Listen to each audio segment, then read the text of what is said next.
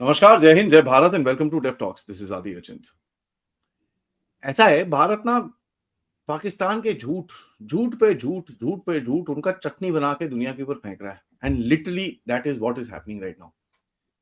एक कंसीटेड बड़ा timed and बड़ा, I think it's a very nice effort, जो बड़ा फॉर्मल सा एफर्ट भारत कर रहा है as far as communication strategy is concern. Of course New York Times, western media, Pakistani media, हमारी भी मीडिया भी इंक्लूडेड एक्चुअली, आधे लोग तो पढ़ते नहीं है, लिखते नहीं है, so they will probably ignore all this stuff. But एक चीज याद करेगा, जिन सर्कल्स के अंदर डिसीजंस लिए जाते हैं ना, वो लोग ये चीजें पढ़ते हैं। They actually read this. और ये जो चीजें होती हैं, इनसे काफी लोगों के तो शेयर मार्केट गिर जाते हैं भाई। और ऐसे ही हमने देखा कि भाई टर्की और चाइना के साथ भी कुछ ऐसे ही चल रहा है इस टाइम पे। डिफेंस इंडस्ट्री की बैंड बजी हुई है उनके वहां पर, just because of a few statements India has made.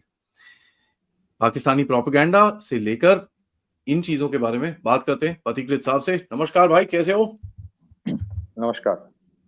क्या बात है यार, आप आजकल पीआईबी के छोटे छोटे नोट्स दिलवाते हो हैं, 2-2.5 पेजेस के, उसके अंदर ऐसी ऐसी चीजें लिख देते हो। भैंस की आंख, बंदे पढ़ पढ़ हाँ के समझ नहीं आ रहा यार। पूरे दिन में लोग सिर ही खुजाए जा रहे हैं यार, ये क्या लिखा है भाई? हाँ, सब आप कुछ तो मैं ही बोल कर रहा हूँ। हैं, आप तो बोलते हो। यार भारत के ना फाइटर्स गिरे होंगे। अच्छा, पता चलता है कि भैंस की आंख Bharat was firing you know unmanned aerial target vehicles to confuse Pakistanis, and that's what the Pakistanis were shooting down. I mean, अरे ये वो तो लक्ष्य, बदतमीजी है यार, ये बदतमीजी है। उसको पीटीए, वो पीटीए है ना, पायलटलेस टारगेट एयरक्राफ्ट। वो मतलब टारगेट ऊपर, प्रैक्टिस के लिए लक्ष्य। आजा आजा आजा ऊपर आ, we let the air defense come up and then we this is not अच्छा, good. Interestingly they tried the same thing with their swarm drones, लेकिन वो कर Didn't नहीं work. पाया। तो before I start, let me just add a few things. एक तो है कि आज जो खबर आ रहा है कि इंडिया का जो defence budget this financial year होगा, वो 50,000 करोड़ का इजाफा होने वाला है। So that will cross 7 lakh crore now. तो 6.81 lakh प्रीवियसली था, और ये 50,000 करोड़ जाहिर है पूरा ही कैपिटल एक्सपेंडिचर में ही Yeah, जाएगा। yeah. और पूरा ही mostly almost 80 to 90%, I will not be surprise अगर इंडिया से ही प्रोक्योर किया जाए, तो इंडियन कंपनी से। That's one. सेकेंडली, ये आपने जो कहा कि वेस्टर्न मीडिया का जो बायस है, देखिए वेस्टर्न मीडिया का बायस मतलब उनकी मजबूरी है। the American media will have to show कि अमेरिकन वेपन सिस्टम से रफाल को गिराया गया। ये नैरेटिव बनाएगा। रफाल गिरा नहीं, गिरा होगा वो लक्ष्य वाला जो पीटीए है ना, पायलटलेस टारगेट एयरक्राफ्ट, गिरा वो है। लेकिन दे कैनॉट टेल कि लॉकहीड मार्टिन F-16 जो है वो उसको एकदम धज्जियां उड़ा दिया। दे कैनॉट टेल कि लॉकहीड मार्टिन का जो वो रेडार सिस्टम काम नहीं किया, वो बोल नहीं पाएगा। So they have created that sense of invincibility around themselves. और उनके मूवीज में भी ये होता है कि दुनिया को बचाने बार बार अमेरिकन सुपर हीरोज आ जाता है। वैसे अफगानिस्तान से पीट के बाहर आ जाता है, वो अलग चीज है। लेकिन वो दिखाता है कि हमारे सिवा दुनिया चल ही नहीं सकता, हमारे वेपन सिस्टम्स को कैसे S-400 डाउन कर दिया। तो दैट इज द मजबूरी, and that's why these counter जो सटल वे से इंडिया डेटा निकाल रहा है from the government, that's very important. Second, ये जो 50,000 करोड़ है ना, ये कैपिटल एक्विजिशन क्यों इंपॉर्टेंट है? ये जाहिर है, it is a known fact that both the American, हालांकि America is a strategic partner, Donald Trump individually is a good person, मतलब उनका रिश्ता अच्छा है मोदी जी से। अमेरिका का जो डुअलिटी है, it is clear both the American and the Chinese will now heavily invest in the Pakistani defence architecture, क्योंकि उनको अपना वो स्ट्रेटेजिक लिवरेज जो उनको लगा था कि है, उसका धजिया उड़ गया है। दे हैव टू इन्वेस्ट, क्योंकि उसको they have to contain India. That is a game. So I think that is why 50,000 crore additional allocation, और शायद next year you would see a massive increase itself in the budget. Now coming to the important issue, ये there's a term in defence academia में, एक there's an important या फिर defence history में जो पढ़ाया जाता है, there's a very interesting sentence of a phrase called revolution and military affairs. Revolution and military affairs का मतलब होता है how the dimensions of conflicts are evolving, and I am very impressed, or rather we are all very impressed कि जिस तरह से Russia Ukraine war या उसके पहले सऊदी अरब में जब स्वॉर्म ड्रोन अटैक्स हुदीस कर रहे थे, वहां से जिस तरह से Indian arm forces understood the importance of drones और loitering munitions in the present day warfare, जिस तरह से silently in the last 4-5 years एक बहुत बड़े पैमाने में मोदी सरकार ने वेपन्स एक्विजिशन किया और वेपन्स इकोसिस्टम बनाया, इंडस्ट्रियल इकोसिस्टम बनाया। उसका उसका actual impact is the tactical success that the arm forces got in this short conflict. तो इसमें जो एक पीआईबी का प्रेस रिलीज आया है, this very interesting statement that PIB के वो उसमें आया है। इट सेज दैट जो एयर डिफेंस कैपेबिलिटी है इंडिया का, that is the first line of protection, take as the first line of protection. It's very similar to the Israeli approach that you cannot discount the importance of technology when it comes to modern day deterrence creation. ये सिर्फ man power से नहीं हो सकता। और उसके बाद वो लिखता है कि एयर डिफेंस सिस्टम ने क्या किया है, it detect, track and neutralise threats using a network of radars, control centers, artillery, and both aircraft and ground-based missiles. Now, इसमें हम लोग loitering munitions की बात कर रहे हैं, हम लोग हमारे जो एंटी एयरक्राफ्ट गन्स जिसमें मॉडर्नाइजेशन किया गया उनकी बात कर रहे हैं, हम लोग सरफेस टू एयर मिसाइल्स की बात कर रहे हैं, लाइक आकाश S-400 की बात हो रही है, MR-SAM की बात हो रही है। But one thing that we have to also admire, जिस तरह से government of India and arm forces ने, डीआरडीओ ने और बहुत सारे पीएसयूज है like Bharat Electronics have invested in development of radar capability. वो radar capability development it has been as critical as development of missile systems. आपने सुना होगा, and you know better than me rather, कि वो सरगोदा थे जो couple of fighters were taking of, वो take off करते करते वो उसका हो गया, वहीं पे अंतिम क्रिया वहीं पे हो गया। Now that is an indication of the level of your radar range that you have. And that has been totally developed in house. और उसके बाद तो आकाश तीर वाला सिस्टम है ही।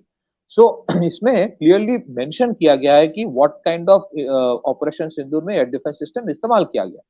वी हैव ऑलरेडी डिस्कस वो बैटल प्रूवन जो air defence systems like SAM Pekora या पेचोरा जिसको कहा जाता है, वो SA-125, it's pretty old, but उसको अपग्रेड किया गया है विद मॉडर्न कुछ optical fibre electro-optical fire control systems, and look at the way those things are performed, including low level air defense gun जिसमें ZU-23, L-70, L-60 इसके बारे में हम लोगों ने बात किया। Now with that press release, the government is vindicating that. The government is actually vindicating most of the things जो analysts बात कर रहे हैं। So L-70, L-60, ZU-23, फिर उसके बाद Strela, Tunguska, Shilka, these are the low level air defense guns and systems. Indigenous systems such as Akash which demonstrate a stellar performance. उसके बाद जो important चीज कह रहा है, again it reiterates what many of us have talked about, the integrated air command and control system जिसका nerve center है आकाश तीर, which is again built in house. Of course उसका there's a huge again success of public private partnership, Bharat electronics का बहुत role है, important DRDO का role है, और प्राइवेट सेक्टर के कुछ कंपनीज का भी वेरी क्रिटिकल रोल है। And the other important aspect is offensive actions with pinpoint accuracy.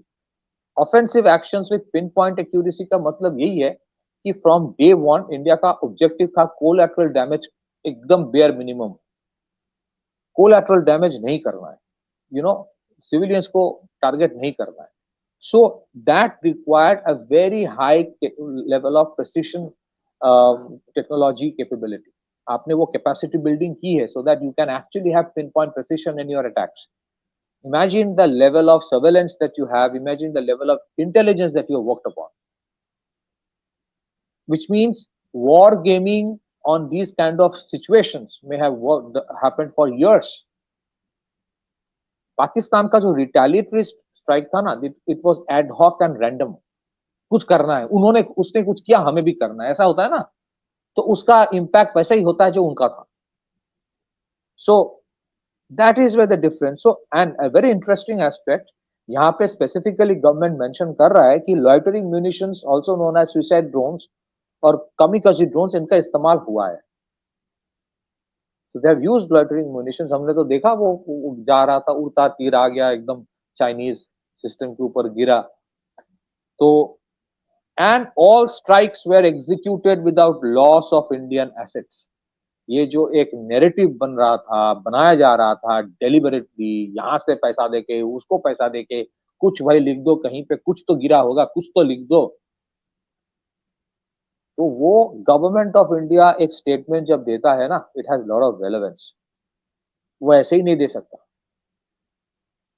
वो कोई सीएनएन या न्यूयॉर्क टाइम्स नहीं है कि कुछ भी दे दो और अब अगले दिन कॉरिजेंडम डाल दो न्यूज़पेपर के लास्ट पेज के एकदम कोने में, जो दिखाई नहीं देगा कि देयर वाज एन एरर। ऐसा नहीं होता सरकार जब कोई प्रेस रिलीज निकालता है। सो the use of modern indigenous technology from long range drones to guided munitions made these strikes highly effective and politically calibrated. Somebody from the party उन्होंने एक बहुत इंटरेस्टिंग चीज कहा, and I was very impressed the way he defined. उन्होंने कहा युद्ध में भी बुद्ध। युद्ध में भी बुद्ध का मतलब है even in warfare we were maintaining the ethos, कि हमें कोलैटरल डैमेज नहीं करना है, हमें एथिक्स को डिफाई नहीं करना है। क्योंकि जैसे ह्यूमन शील्ड का इस्तेमाल कर रहा था पाकिस्तान, कि फ्लाइट्स जा रहा है उसके बीच, so India was very very, क्योंकि they wanted to create a similar situation like जो मलेशियन एयरलाइंस के साथ हुआ था, एक मिसाइल जो रशियन लग गया था शायद। So we were very very, और उसके लिए चाहिए आपकी प्रेसिशन कैपेबिलिटी, ताकि कोलैटरल डैमेज एयर स्पेस में भी ना हो। And then very interesting thing, evidence of neutralized threats. Evidence of neutralized threats में specifically mention किया जाता है PL-15 मिसाइल का of Chinese origin।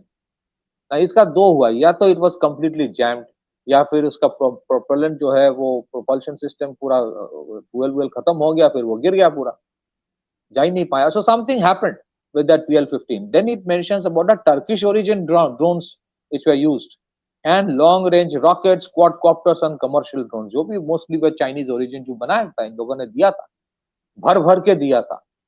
और कल तो ये हो गया ना, वो जो सेलेबी जो कंपनी है जो ग्राउंड ऑपरेशन हैंडल करता है, उसका हो गया, ठंटन गोपाल कर दिया उनका कल। सो एंड अच्छा, interestingly unlike in case of Pakistan, what the government has clearly stated कि ये जो चीजें इंडिया ने गिराए हैं इंडियन आर्म फोर्सेस में, they were recovered and identified, showing that despite Pakistan's attempt to exploit advanced foreign supplied weaponry, India's indigenous air defense and electronic warfare networks remained superior. इसको कहते हैं जोर का तमाचा धीरे से मारना, because you are actually telling the Americans भाई तुम जितने दे दो, you're telling the Chinese and the Americans both, और टर्की तो वैसे भी फ्रंट है। टर्की को कल ही अमेरिका ने बड़े पैमाने का एक डील दिया है air to air missiles. I will not be surprised if that missile eventually reaches Pakistan. So if you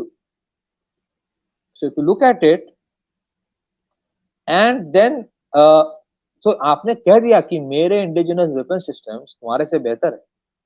अच्छा, उसके बाद so there is another thing, उसमें लिखा है कि it was anticipated that Pakistan response would come from across the border, जिसमें electronic warfare assets होगा, जिसमें multiple defence layers from the international boundary invert. तो उसको काउंटर करने के लिए क्या क्या इस्तेमाल किया, we have already discussed, but they have mentioned 4 names: counter unmanned aerial systems, shoulder fired weapons, legacy air defence weapons and modern air defense weapon systems. So the multi-tier defense prevented Pakistan Air Force attacks on our airfields and logistic installations during the night of May 9 and 10. इसी में आदमपुर में जाके मोदी जी ने S-400 पीछे रख के जो statement दिया, अब शहबाज शरीफ क्या करेगा, वही भी कहीं पहुंच गया, पीछे एक टैंक रख दिया। टैंक का कहाँ, क्या कौन सा इस्तेमाल टैंक का हुआ था एयर वॉरफेयर में? नहीं यार, आपने वो नहीं देखा क्या? टैंक टूंग करते रहते हो, पीछे मिसाइल की फोटोग्राफ लगाई थी क्या यार? अच्छा, फोटो दे दिया ना, और क्या चाहिए, फोटो दे दिया।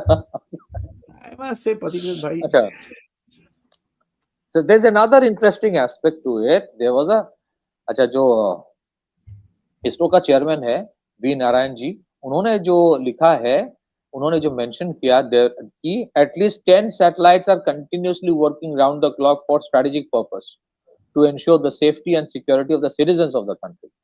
अच्छा, इसमें वेरी इंटरेस्टिंग है, जो जो नेविगेशन सिस्टम पाकिस्तान इस्तेमाल कर रहा था, they were actually using the Chinese satellites as per reports. India का द एंटायर सर्वेलेंस, उसके बाद होता है कि target mapping has been done with the use of Indian satellites. और उसमें एक चीज मैं कहना चाहता हूँ, अभी हाल ही में गवर्नमेंट ने एक कैबिनेट ने अप्रूव किया है for a new project for launching of 52 satellites for space based surveillance. उसमें से 26 satellites will be launched by I think ISRO, and another 26 will be launched by the private sector of India. So I think in the next 1 or 2 years, so probably over a period of 3 years, India का जो space based surveillance capability होगा, अभी जो दिखा उसका उससे भी बेहतर हो जाएगा। बट ये जो भी किया गया है, the tactical success that Indian Armed Forces got is primarily because of the capabilities या जो force multiplier impact जिसको कहा जाता है, that was given by the satellites launched by ISRO. And नाविक that is why it is so नाविक भी है, that is for the navigation purpose, but surveillance वाला जो मैं कह रहा हूँ कि your target detection की कहाँ पे आपके, and उसके बाद का जो photographs होता है once you have damage, फिर उसके बाद का जो photograph आपने लेके दिखा दिया, allocation damage, yeah, सब कुछ and evidence collection post the damage, ये सारे चीजों का इसमें your surveillance capability plays a very critical role. And then government mentions about the drone ecosystem that is being developed in India today. As per reports, there are more than 550 drone companies in India जो loitering munitions बना रहा है, surveillance drones बना रहा है, long range drones के ऊपर काम हो रहा है, और बहुत सारे और भी चीज। कुछ कुछ कंपनीज का नाम दिया है, मोस्ट प्रोबेबली इनका नाम इसीलिए दिया गया है कि I think somewhere some of their weapon systems in the form of loitering munitions इस्तेमाल हुआ है। अल्फा डिजाइन का नाम दिया गया है, अल्फा डिजाइन टेक्नोलॉजीज का एक कोलैबोरेशन है एल्बिट के साथ, तो स्काई स्ट्राइकर शायद उनका है। टाटा एडवांस सिस्टम्स का I think it is called ALS 50 और समथिंग लाइक दैट, वो भी एक बहुत बड़े पैमाने में एक्विजिशन किया हुआ था इंडियन आर्मी ने। सो टाटा एडवांस सिस्टम्स का नाम दिया गया है, Paras defence and space technologies का नाम लिया गया है, and I think some of the weapon systems, चाहे वो काउंटर अनमैन सिस्टम्स या फिर जो loitering munitions, somewhere something from Paras was also used.